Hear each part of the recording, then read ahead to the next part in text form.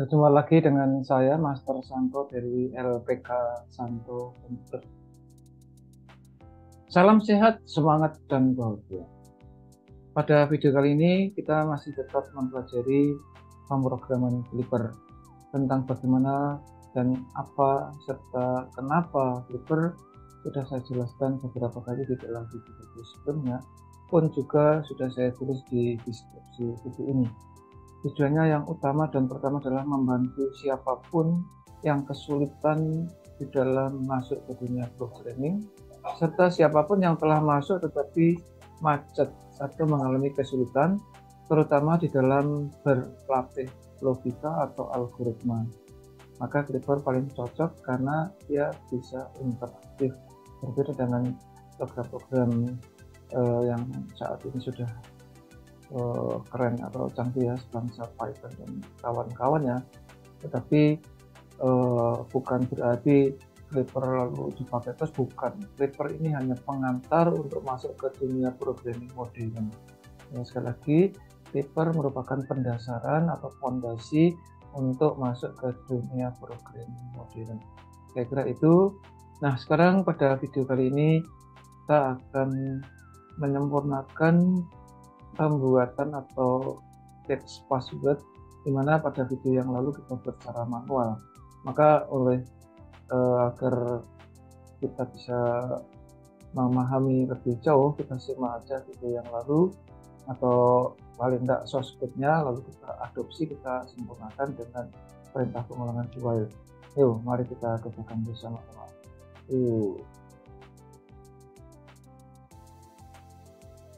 Nah, di hadapan kita ciri khas dari programming apapun itu selalu ada dua lembar kerja. Yang pertama editor, ya, masuk Python pun juga butuh editor, walaupun ada editor yang include dengan Python itu sendiri, tetapi untuk Flipper dia berdiri terpisah. Ya, walaupun boleh aja dipaksa, tapi agak repot. Nantinya ada pemrograman Turbo Pascal atau Pascal atau yang sejenisnya itu juga mempunyai editor sendiri, tetapi itu nanti di dalam kesempatan mendatang ya. Oke, sekarang kita open file, kita konekkan dulu aja ya dashbox kita dengan Flipper. Ya, ini sudah sering saya lakukan di video-video sebelumnya. Nah, kita lihat program kita apa. Oh, itu banyak banget ya. Yang jelas kalau kita open file dari Notepad itu langsung kelihatan di atas sendiri. Walaupun ini juga bisa ya, tapi lebih cepat sekaligus nanti akan kita adopsi, yaitu PEN1 ini. PIN1, coba kita jalankan PIN1. Nah, PIN1 ini kalau kita perhatikan, kita ngetik apapun muncul ini. Bentar lagi PIN1 akan kita adopsi menjadi PIN2, namun perbedaannya pada waktu membuat source code-nya.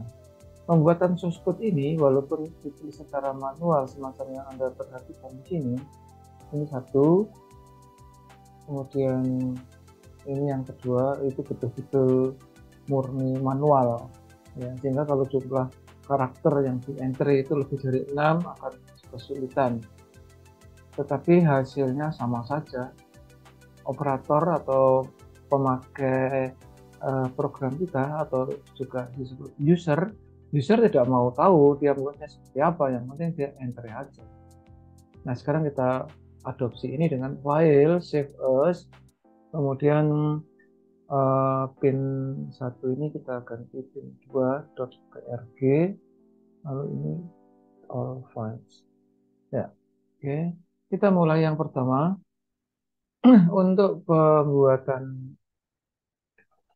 ini, kalau hanya 6 sih silahkan ya. Tapi kalau banyak, misalnya kita punya ke dengan 1, kemudian do while ke lebih kecil sama dengan 6, karena kita akan mengadopsi persis ya, jadi 6. Nah, yang dilakukan space-nya itu bukan space to P1, P2, P3 sampai P6, tetapi kita punya variabel yaitu CK sama dengan STR dari ke, 1,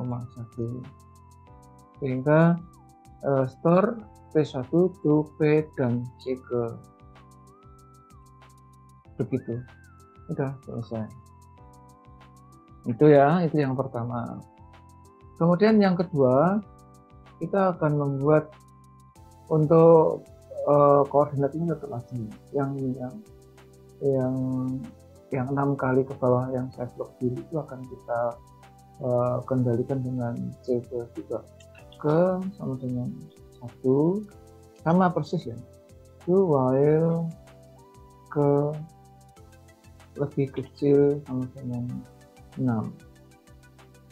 Nah, kemudian di sini juga ada CK sama dengan STR dari ke, 1. Lalu ini bukan store tetapi pada koordinat. Nah, 12. Nah, 45 ini sebetulnya kita, oh ya ini kurang ya, yang di atas itu harus ada ke sama ke 1, kalau enggak nanti dia berhenti aja, looping terus. Ini harus ditambah karena ke-nya harus 6, ke sama dengan ke plus 1, ini yang namanya increment. Increment ini juga harus dibuat. Increment pun juga dikenal di program apapun ya, jadi umum, sifatnya general ya. Di program apapun silahkan, tapi yang penting aturan-aturan itu mereka punya masing-masing, dan yang jelas logika, ketelitian, dan kreativitasnya sama. Ini 45 itu berarti 44 ditambah ke saat itu, berarti kan nilainya 45.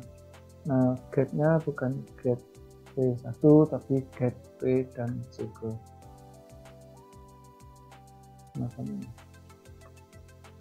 Ya sudah selesai.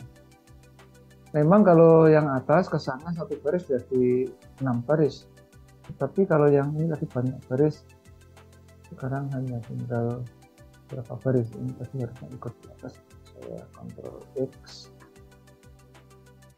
Segera sesudah di get kan ada read, setelah di read dia akan dimunculkan koordinat ini ya.